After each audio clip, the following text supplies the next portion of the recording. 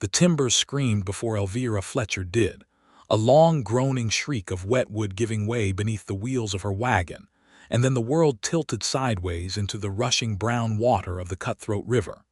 She had crossed that bridge 100 times since her father built half of it himself, back when the valley still smelled of fresh-cut cedar and hope. She knew every plank, every place where the boards had silvered and softened with age.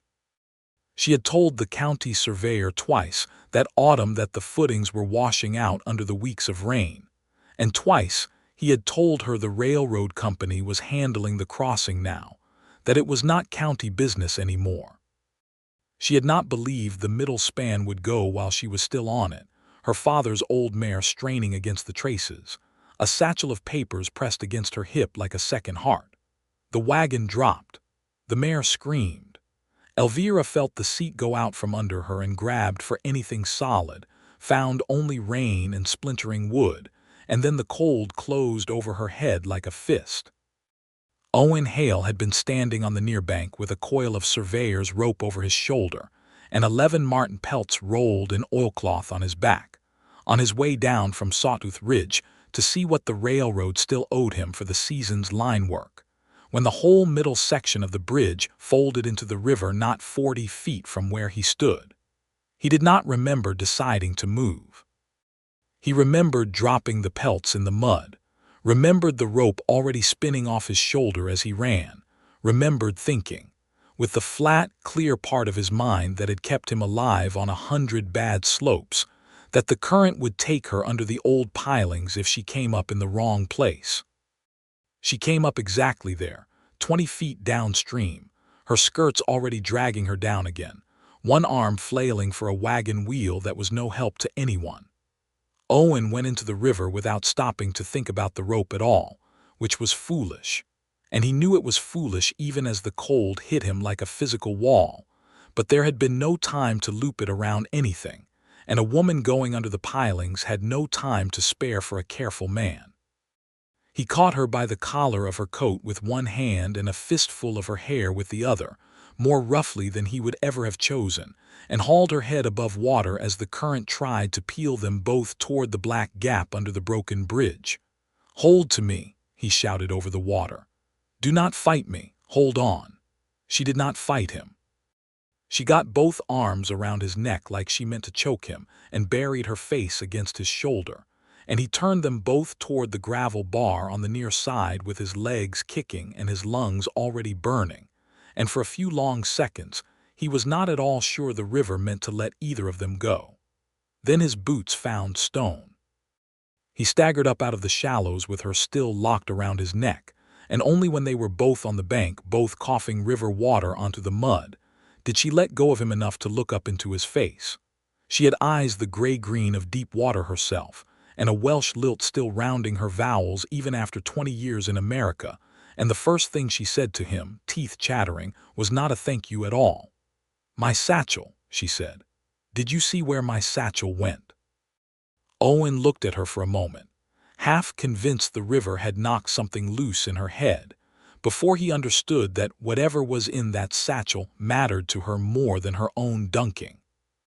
He looked downstream. A dark shape was hung up against a snag 30 yards down, bobbing, already half sunk. "Stay here," he said, and went to get it, because it was clear to him already that this woman was not going to let anyone tell her a piece of soaked paper did not matter. By the time he waded back with the satchel dripping in his hand, she was on her feet, unsteady, wringing water from her sleeve with the businesslike air of a woman who had decided her fright was finished being useful to her. She took the satchel from him and opened it right there on the bank, heedless of the rain still coming down in a fine gray mist, and went through the oilskin-wrapped papers inside with visible relief when she found them dry. "You could have drowned looking after that," Owen said. "I could have drowned regardless," she said. "The bridge saw to that on its own. You are the one who came looking after both of us, Mr. Hale," he said. "Owen Hale. Elvira Fletcher." She looked at him properly then, taking in the soaked buckskin coat, the rope still looped over one shoulder, the marten pelts he had abandoned on the bank behind him now half trampled in the mud. "You have lost something of your own, it looks like." "Season's catch," he he said, glancing back at it without much feeling yet, because his mind was still mostly on the fact that her lips had gone faintly blue and she was shivering hard enough to rattle her words. "It will keep. You will not if we stand here talking. Is there somewhere close I can get you dry and warm? My farm is 2 miles upriver. My brother will have a fire going." She tried to take a step and her knee buckled, and Owen caught her elbow before she went down in the mud a second time. 2 miles is a long walk for someone who just swallowed half a river, he said. "There's a logging camp bunkhouse not a quarter-mile back, if you can bear a room full of timber men and a stove that smokes." She considered that with more composure than a woman who had nearly drowned 10 minutes earlier had any right to, then nodded once. "That will do until I can send for my brother's wagon. Thank you, Mr. Hale, truly."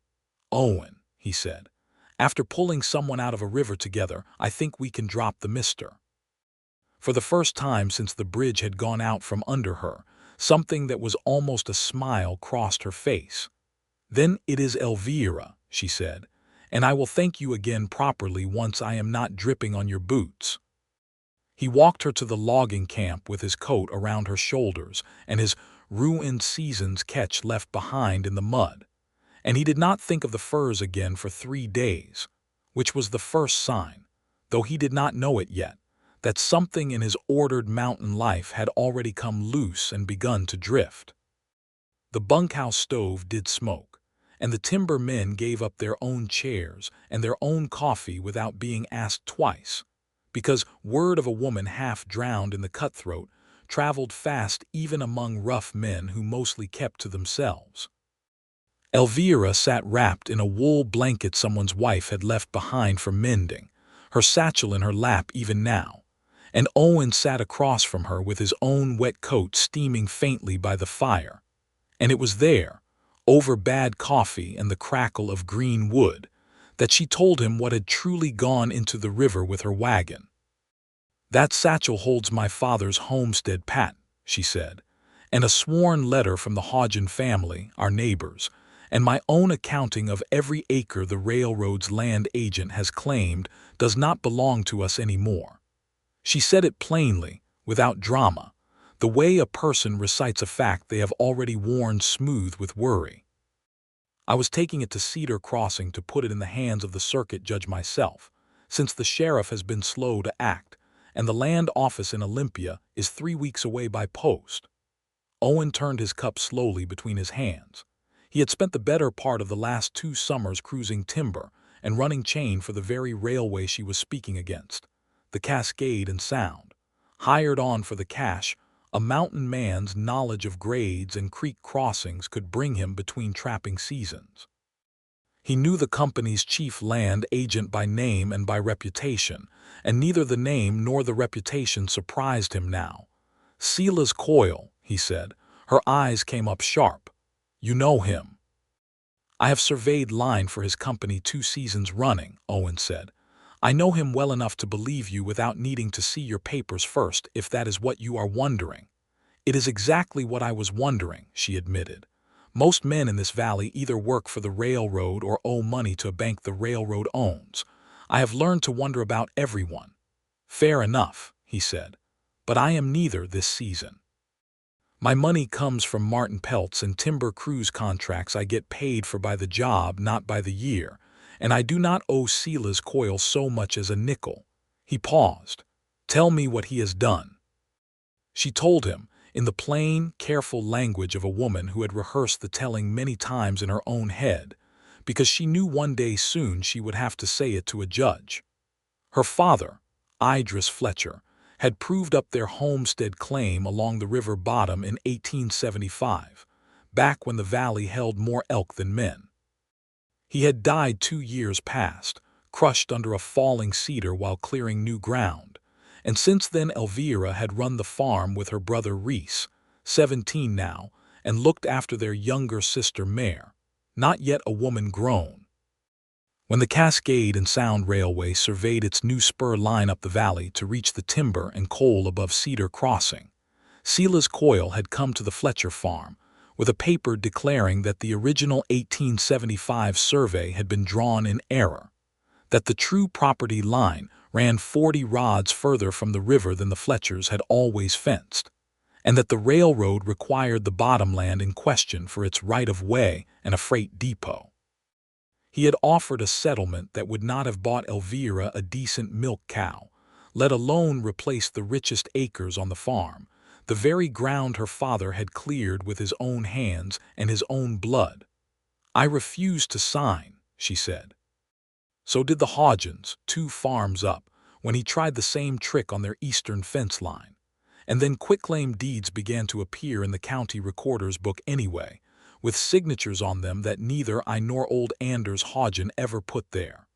Mine says Elvira Fletcher in a hand that slants the wrong way for a left-handed woman. I write with my left hand, Owen Hale. I have written with my left hand since I was a girl in Powys, and any man who looked closely would see the forgery in a moment. But no one has looked closely, because no one wants to be the man who tells a railroad company it has broken the law. "The bridge," Owen said slowly, working it through. "You said the county has known for weeks it was failing." The county referred all correspondence about the bridge to the railway company's engineer, since the new line means to cross the river near that same spot come spring, Elvira said. "The railway's engineer is Silas Coyle's own cousin. I wrote 3 letters asking for repairs before the rains came. I have all 3, unanswered in that satchel, dated and copied in my own hand before I posted them." Her jaw tightened. "I do not say he broke that bridge apart himself. I say only that a man who wanted a witness silenced would find it a very convenient accident and would feel no great hurry to prevent it." Owen sat with that a long moment, the fire popping, rain ticking steady against the bunkhouse roof. He thought of the plat book he had seen open on Coyle's desk not 2 weeks before, of a page that had looked freshly redrawn where the others around it had the soft, worn look of paper turned many times. He had thought nothing of it then. He thought a great deal of it now. "I will see you and your papers safely to your farm tonight," he said.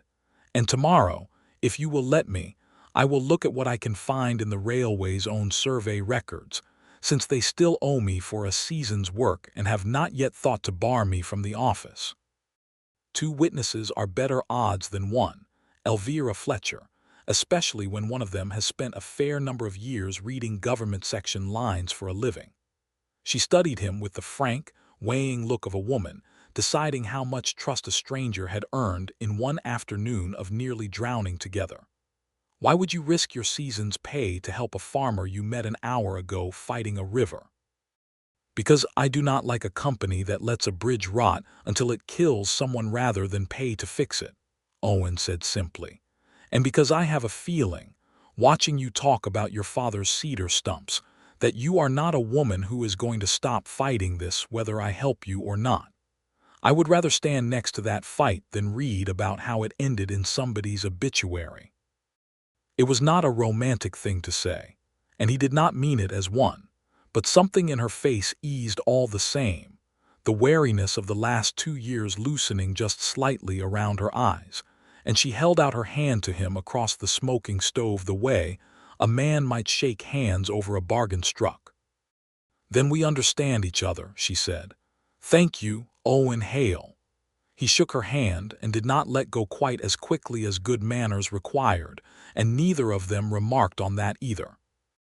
Her brother Reese came for her at first light in the farm wagon, a lanky boy with his sister's same steady gray-green eyes, and a shotgun laid across his knees that he had clearly brought without being asked. And Owen rode alongside on a borrowed logging camp horse to see them home, rather than let her travel that stretch of muddy road with only a boy for protection. The Fletcher farmhouse sat on a low rise above the river bottom, a solid 2-room cabin with a lean-to kitchen her father had added the year before he died, a barn that leaned slightly west with age, and fields gone soft and dark with the season's endless rain. A girl of 12 or 13 came running from the porch when the wagon came into sight, dark braids flying, and threw herself at Elvira with the particular fierceness of a child who has learned, too young, how easily a family can be broken. "Mare," Elvira said, catching her sister up despite her own bruises, I am only wet and cross. Do not squeeze quite so hard." Owen watched the three of them together on the porch, watched the easy, worn love between them, the way Reese hovered close with the shotgun still in hand, as though he expected the whole valley to come at them at once, and understood something about Elvira Fletcher that her plain account of deeds and surveys had not quite told him. She was not fighting Sela's coil for an abstraction of fairness. She was fighting for the only roof these two children had left, and she would go on fighting long after a more sensible woman had taken the railroad's poor offer and moved on. He found, standing there in the gray morning with the rain finally slacking to a drizzle, that he did not much want to leave her to fight it alone. He did not leave, not that day nor the days that followed. He rode the 2 miles into Cedar Crossing that same afternoon and reported the bridge failure to Sheriff Tobias Reyes, a broad, careful man who listened with his hat in his hands and his jaw set tight, and who admitted when pressed that he had heard whispers about Sela's Coil's dealings before but had never had a farmer's word set against a railway company's word in any form a court would credit. "You have my word too now," Owen told him, "and I have worked that survey line myself. I can show you where the old stakes sit against where the new plat says the boundary runs, and any man with eyes can see the difference is not an honest mistake." "Show me," Reyes said, "and I will listen. But I will tell you plain, Hale, Sela's Coil has friends in Olympia and money enough to make trouble for anyone who crosses him without proof solid as church stone. Bring me proof, not just a farmer's grievance and a mountain man's memory." It was fair counsel, and Owen took it as such. Over the following days, he found reasons to be often at the Fletcher farm, and often in the railway's temporary land office in Cedar Crossing besides, a low-frame building that smelled of ink and pipe smoke, where a clerk named Dobbs, who owed Owen a favor from the summer's survey work, let him look through the plat books when Coil was away up the line. It did not take him long to find the page Elvira's father's claim had been recorded on, and to see, laid beside the copy of the original patent Elvira kept safe in her satchel, that the boundary line on the railway's book had indeed been redrawn, the old pencil marks scraped thin with a knife, and inked over in a hand that did not match the surrounding pages. He copied what he could onto his own paper, careful and exact the way a surveyor learns to be, and rode back out to the Fletcher farm each evening to lay his findings beside hers, and somewhere in the long autumn evenings of comparing boundary lines and dates by lamplight, with Mare asleep by the stove and Reese standing watch on the porch more nights than not, Owen Hale began to notice that he looked forward to the ride out to that farmhouse more than he had ever looked forward to anything in his solitary mountain life. Elvira noticed him noticing. She was not a woman who missed much. "You did not have to bring butter," she told him one evening, when he arrived with a crock from the logging camp cook alongside his usual satchel of notes. "I did not have to," he agreed, but Mare mentioned last week that she missed her mother's baking, and butter seemed a smaller thing to give her than what she has actually lost. Elvira looked at him a moment too long, something unguarded moving across her face before she covered it with brisk practicality. "You are a strange sort of mountain man, Owen Hale, worrying over a child's butter in the middle of a land war." "I have been called worse," he said, and she laughed, a short, surprised sound, as though laughter itself had gone rusty from disuse in that house and needed working loose. Word of their evenings together and their digging into the plat book did not stay quiet for long in a valley as small as Cedar Crossing. Within 2 weeks, Sela's Coil knew that a former survey hand of his was keeping company with the Fletcher woman and asking questions in his own land office. And within 3, the trouble Sheriff Reyes had warned of arrived on a wet Thursday night in the shape of 3 riders who caught Owen alone on the river road between the logging camp and the Fletcher farm. He heard them before he saw them, the particular wrongness of hoofbeats moving too fast and too deliberate on a muddy road at that hour, and he had just enough time to swing his horse off the trail into a stand of alder before the first rider was on him, A big man with a scarred jaw Owen would later learn was called Dutch Merrick, swinging a length of chain that caught Owen across the shoulder hard enough to nearly unseat him. "You are meddling in matters that do not concern you, mountain man," Merrick said, low and almost pleasant, as the other two riders circled to block the road both ways. "Mr. Coyle would take it as a kindness if you found somewhere else to spend your evenings from now on." "Tell Mr. Coyle," Owen said, fighting his spooked horse under him, tasting blood where his own teeth had cut his cheek, "that I have looked at his plat book, and that a kindness is not what I intend to show him in return." Merrick's chain came around again, and this time Owen was ready, catching it on his forearm with a grunt of pain, and using the tangle of it to yank the man half out of his saddle. And in the scramble that followed, horses screaming and men cursing in the dark and rain, Owen got his own horse turned and drove it hard through the gap where the third rider had not quite closed the circle in time. He rode for the Fletcher farm rather than the camp, blood running warm down his arm, because it was closer and because some part of him, bruised and thinking of little beyond staying ahorse, simply wanted to reach her. She was on the porch with a lantern before he had even reined in fully, some instinct or some worry having kept her awake, and she took one look at the state of him and had Reese running for water and clean cloth before Owen had finished explaining what had happened. "Sit," she told him, in the porch's lantern light, cutting his sleeve away from the swelling welt with hands that did not shake despite the fury plain in her face. "Sit down before you fall down, you great stubborn man." "It is only a bruise," Owen said, though the world had gone a little unsteady at the edges. "It is a bruise the size of a dinner plate, and it came from Silas Coyle's hired men, which makes it a great deal more than a bruise to me." She worked in silence a moment, cleaning the shallow cut on his cheek where his own teeth had caught it, and Owen watched her face in the lantern glow, close enough now to see the fear underneath her anger, fear that was not for herself at all. "You could have been killed," she said finally, quieter, "because of my fight." "It is not only your fight anymore," he said. "I made it mine the day I looked in that plat book. You did not have to." "No," he agreed. "I wanted to." He reached up, slow enough that she could have pulled away if she wished, and covered her hand where it rested against his jaw. "Elvira, I have been coming to this farm 3 weeks now telling myself it was only for the evidence. And is it not?"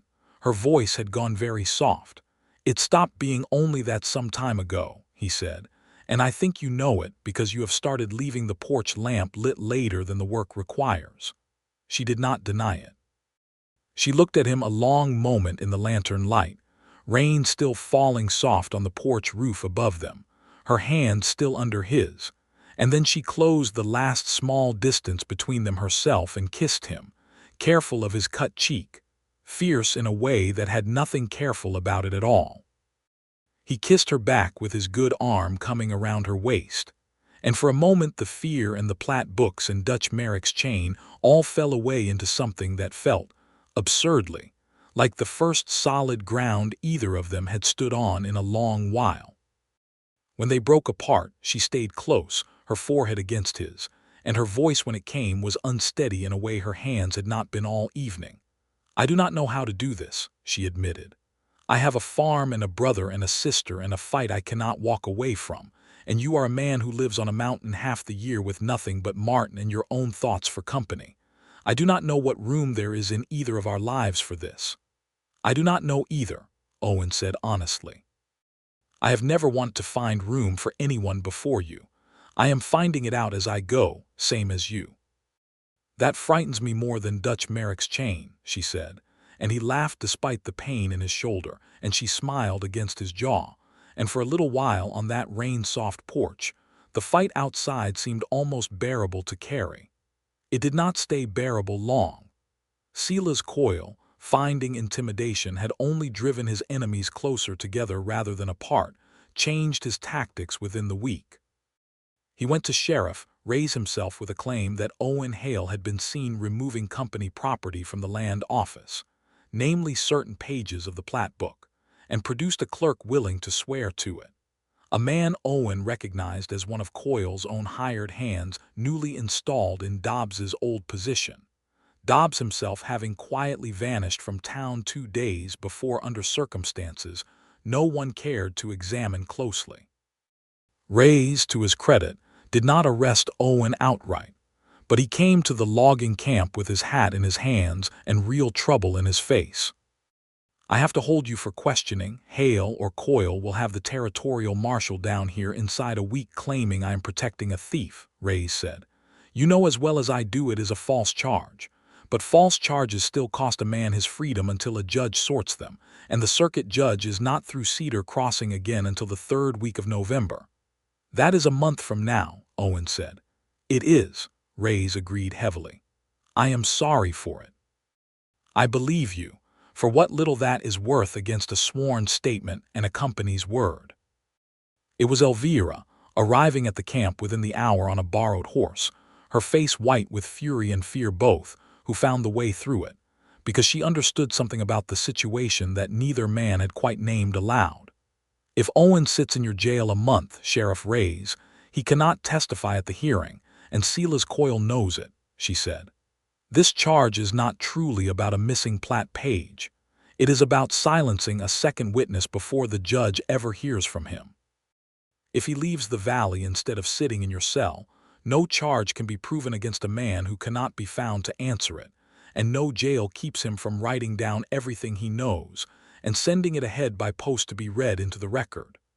Reyes looked at her a long moment, and something like relief crossed his weathered face, a lawman glad to be handed an honest way through a dishonest problem.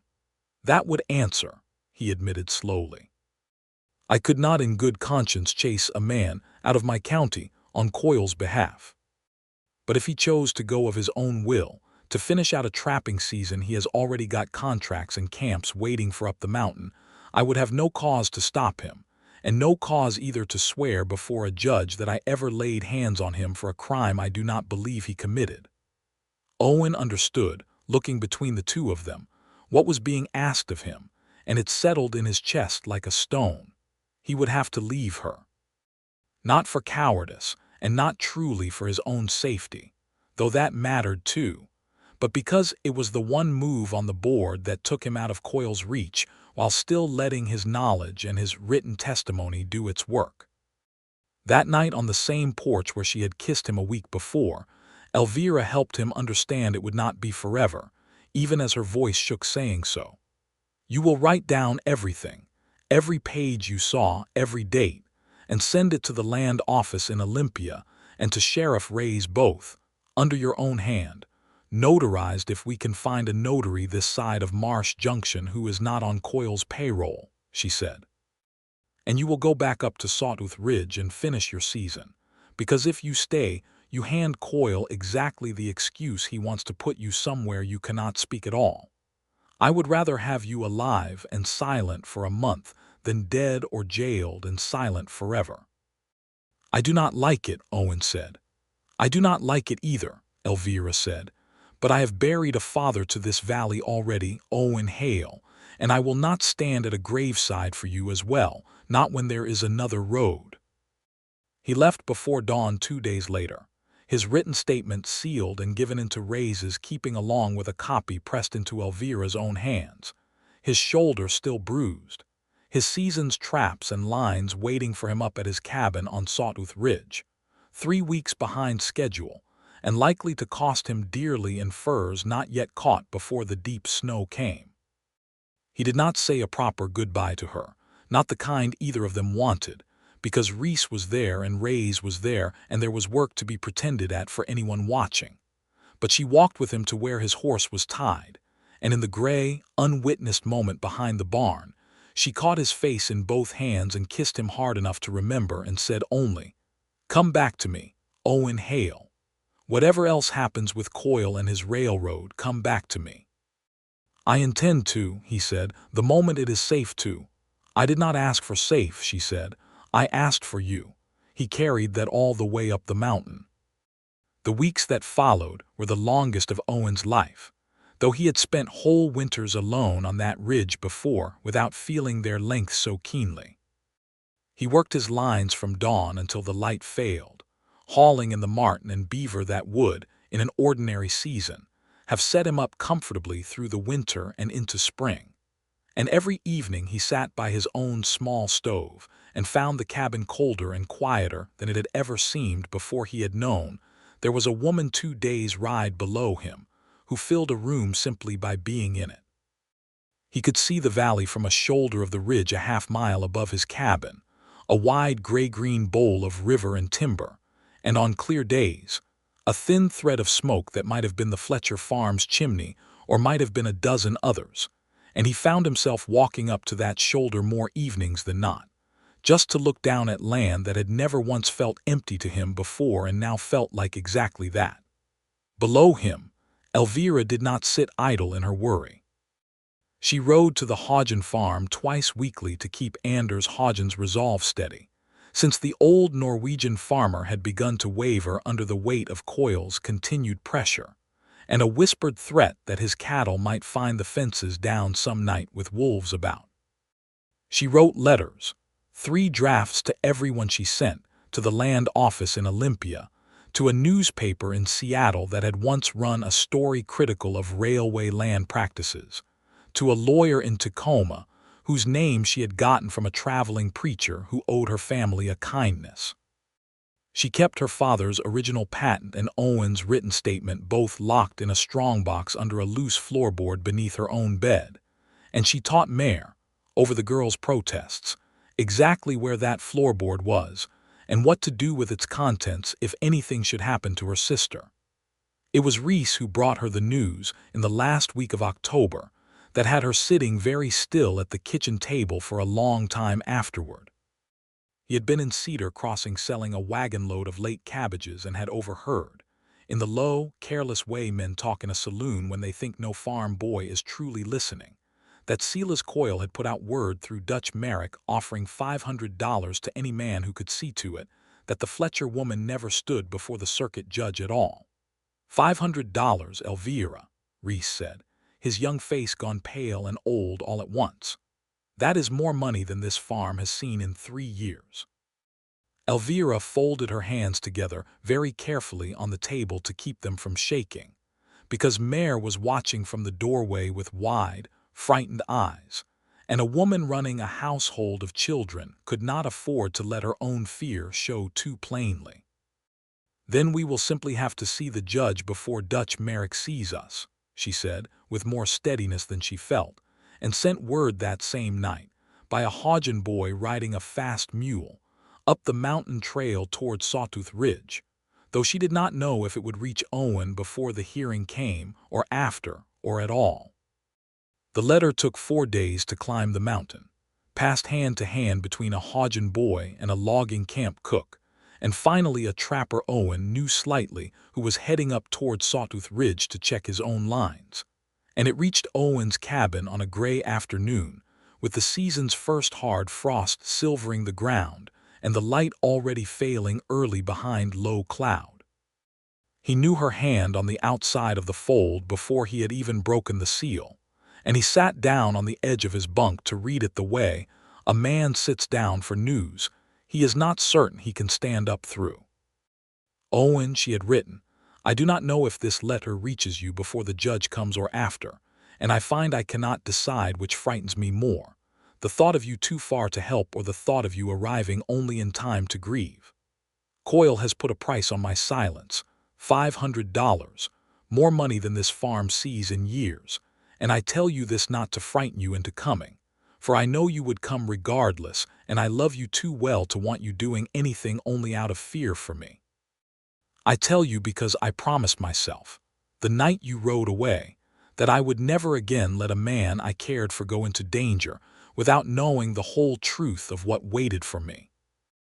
I am not afraid for myself so much as I am afraid of what this valley would be for Reese and Mare without me in it, and I find, some nights, that I am afraid of what my own life would be without you in it too, which is a strange thing to discover by lamplight with a shotgun across my knees. The judge comes the 3rd week of November. I will be there whatever comes. I hope, Owen Hale, that when it is finished, whatever is left of us both, you will still want to find room in your mountain life for a farmer who cannot leave her valley. Yours, however this ends, Elvira. Owen sat a long time with the letter in his hands after he had finished reading it, the cabin gone nearly dark around him, the frost creeping up the single window in fine white feathers. He thought of his lines still strung along 4 miles of mountainside, marten and beaver worth, perhaps $300 if the season finished well, the accumulated labor of 2 months of solitary, back-breaking work. He thought of the valley below, gray and vast, and for the first time in all his years on that ridge, entirely hollow to him, a bowl of empty air where a woman's laughter and a child's braids and a porch lantern left burning late ought to have been. He was on the trail within the hour, his traps left unsprung and unchecked, a decision he made without the smallest hesitation once he had made it at all, because a man who had spent his whole life reading mountains for danger could read this letter just as clearly, and what it told him was that the valley he loved would stay empty forever if he waited one more day to fill it. He reached Marsh Junction 2 days later, footsore and half frozen, his season's furs bundled on his back, and went straight to the trading post by the depot where a fur buyer named Grissom kept a scale and a strongbox and a reputation for fair dealing, even if fare on a rushed sale was never the same as fare on a patient one. "You are selling the whole lot today, at whatever I offer?" Grissom asked, turning one of the marten pelts over in his hands, clearly puzzled by the urgency in a man who normally haggled like his life depended on it. "The whole lot," Owen said, "today, and I will not argue your price if you can have the cash in my hand within the hour, because there is a train through this junction at 4 o'clock and I mean to be on it."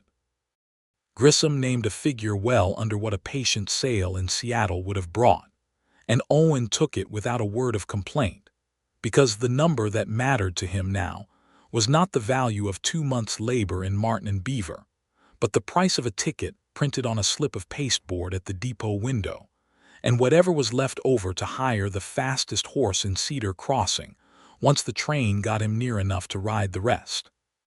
He traded a whole season's work for that ticket, and did not once, standing on the platform as the northbound train came shrieking and hissing out of the gray afternoon rain, feel that he had made a poor bargain. The train carried him as far as Alder Siding, the nearest stop the rails had yet reached toward Cedar Crossing, and from there Owen paid dearly for the freshest horse the Siding small stable had to offer and rode through the last of the daylight and deep into a wet, moonless dark, the mud roads exactly as treacherous as weeks of autumn rain had promised, his heart running well ahead of the horse the entire way. He came around the last bend above the river crossing, where the ferry now ran in place of the fallen bridge, into a scene that stopped his blood cold. The hillside above the ferry road, already sodden past bearing after weeks of rain, had let go sometime in the last hour, a great raw wound of mud and stone and uprooted timber sliding down across the road exactly where it curved along the base of the ridge. In the failing light and steady drizzle, Owen could see a wagon half swallowed at the edge of the slide, 2 horses screaming and thrashing in their traces, and figures moving frantic against the dark mass of earth, calling names into the rain. He was down off his horse and running before he had fully understood what he was seeing, and it was Reese Fletcher's voice, cracked with terror, that told him the worst of it. "Mare is under it," Reese shouted, seeing Owen come pounding up out of the dark as though he had fallen from the sky itself. The wagon went over when the ground gave. She was thrown clear, but the slide caught her before she could climb free. "We can hear her, Owen. She is calling, but we cannot reach her. The ground keeps moving." Owen's mind, trained by years of reading unstable ground for a living, went very cold and very clear even as his heart hammered with fear for a child he had come to love nearly as his own sister. He could see in the last gray light that the slide had not fully settled, that another section of the hillside above hung in a state that would come down again with the smallest provocation, a shelf of undercut earth and roots that any experienced eye would know to fear. "Where is Elvira?" he said. "There." Reese pointed, And Owen saw her then, out on the unstable face of the slide itself, further out than any of the other searchers had dared go, digging with her bare hands at a tangle of mud and broken branch from which a thin, terrified voice was calling for her sister. "Elvira, get back," Owen shouted, already unslinging the coil of rope he had carried out of habit from his mountain years, a habit that had never once felt so much like Providence as it did in that moment. "That shelf above you is going to go. I can see it moving. Get back from there now." "I can hear her," Elvira called back, not stopping, not even turning. "She is just beneath this, Owen. I am not leaving her." He did not waste breath arguing further. He drove a stout fence post from the roadside fully into what solid ground remained above the slide, lashed his rope to it with a hitch his father had taught him 30 years before on a cascade slope much like this one, and went out onto the unstable ground himself, with the rope paying out behind him, calling instructions to the 2 Hodgin men and a logging camp foreman who had come running from the ferry landing to help. "Anchor that line," he shouted back. "And when I say pull, you pull steady, not fast, steady, or you will bring the whole shelf down on top of us." He reached Elvira in a dozen careful steps, testing the ground with each one the way a man tests river ice, and found her already down on her knees clawing mud away from a small hand that had worked its way free of the debris, Mare's voice beneath the earth thin and frightened, but, blessedly, alive. "Here," Owen said, dropping beside her. "Loop this under her arms the moment we clear her shoulders. I will hold the slide." Working together in the failing light, Owen bracing his body against a fallen log to shield the narrow space they had opened, Elvira digging with a speed and calm that belied the terror plain on her face, they cleared enough of the debris to work the rope beneath Mare's small shoulders. Above them, the undercut shelf groaned, a deep, grinding sound that every man on that hillside recognized for what it was. "Pull," Owen roared, and the men on the anchored line hauled steady, and Mare came free of the earth in a rush of mud and screaming, Reese catching his sister up the instant she cleared the slide's edge and dragging her bodily toward solid ground. The shelf came down half a heartbeat later, a second slide of earth and stone thundering down exactly where Mare had lain buried, and it caught the loose ground beneath Owen's own feet as he turned to follow, pitching him hard onto his side with his leg pinned beneath a fallen limb and a fresh wash of mud, already sliding to bury him where he lay. It was Elvira who did not run for solid ground herself in that instant, though every reasonable fear in her body must have screamed at her to do exactly that. She threw herself down beside him instead, digging at the mud burying his leg with the same bare-handed fury she had shown freeing her sister, shouting for the rope even as she worked. "Owen, look at me. Do not you dare go under this," she said, fierce and unwavering.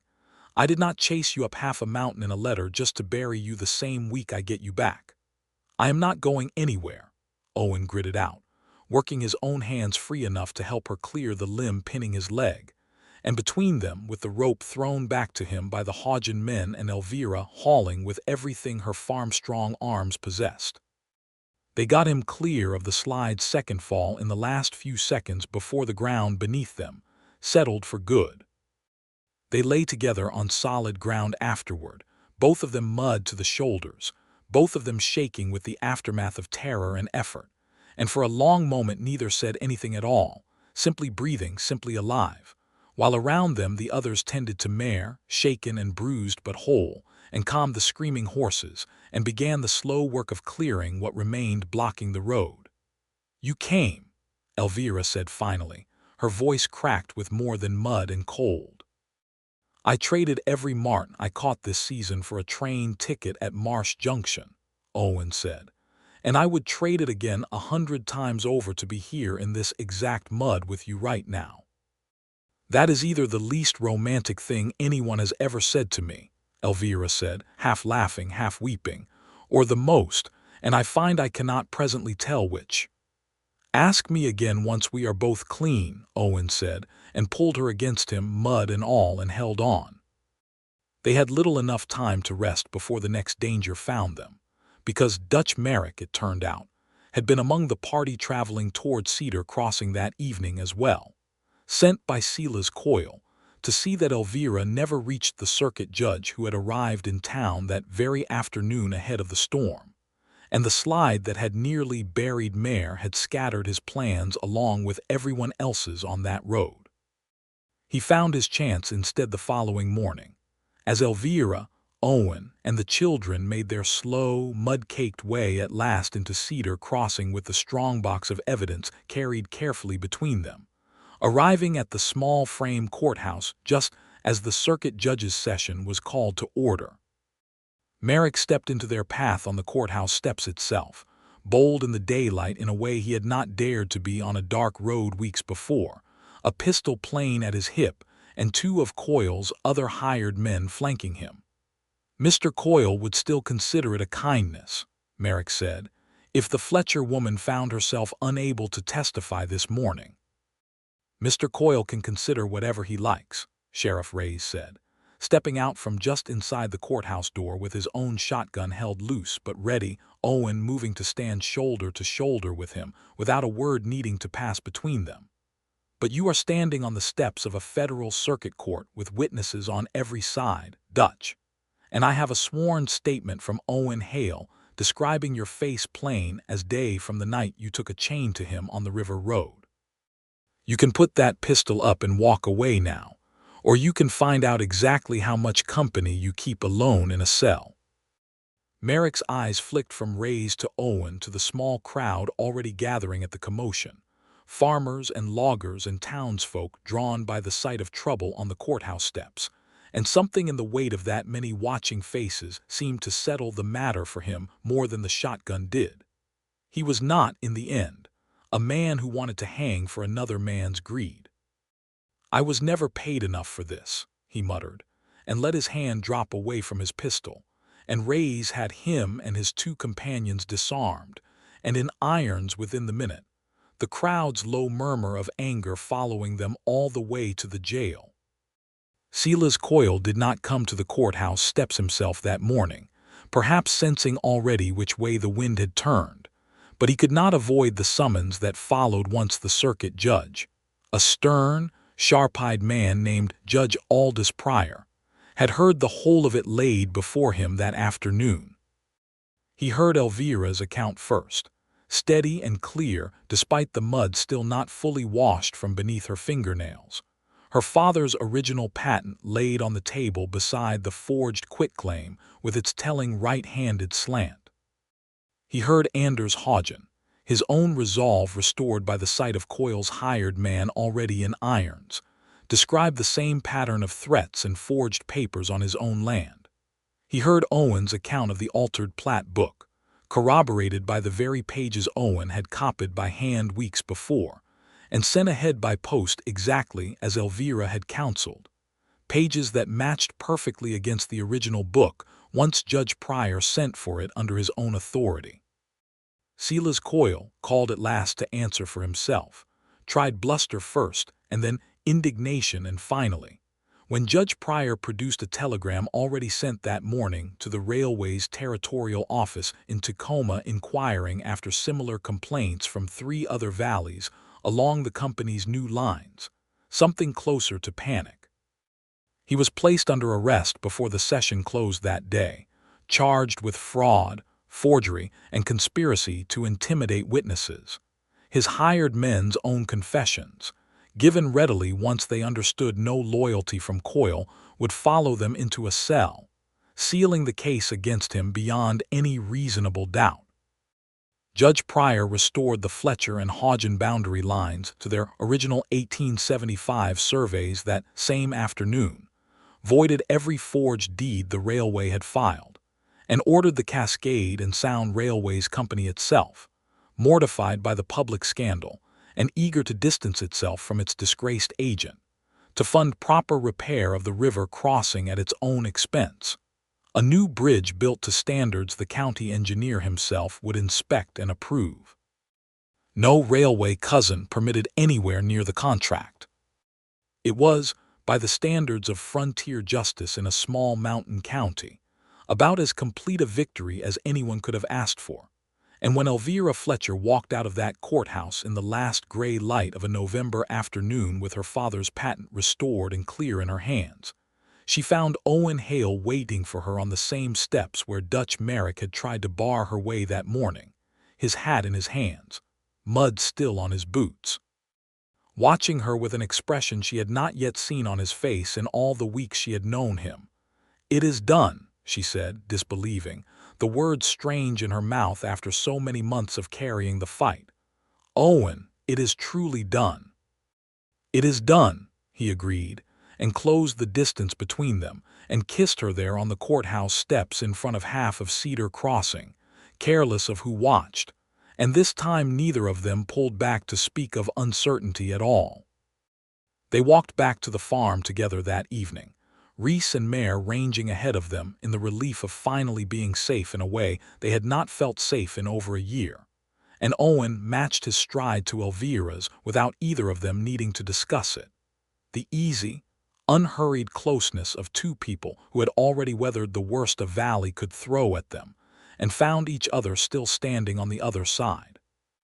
"I have been thinking," Owen said, as the farmhouse came into view ahead of them, its lamp already lit in the window by some neighbor's kindness, "about what you asked me that night on the porch, whether there was room in a mountain man's life for a farmer who cannot leave her valley." "And what have you decided?" Elvira asked, though something in her voice suggested she already suspected the answer. "I have decided the mountain man was asking the wrong question," Owen said.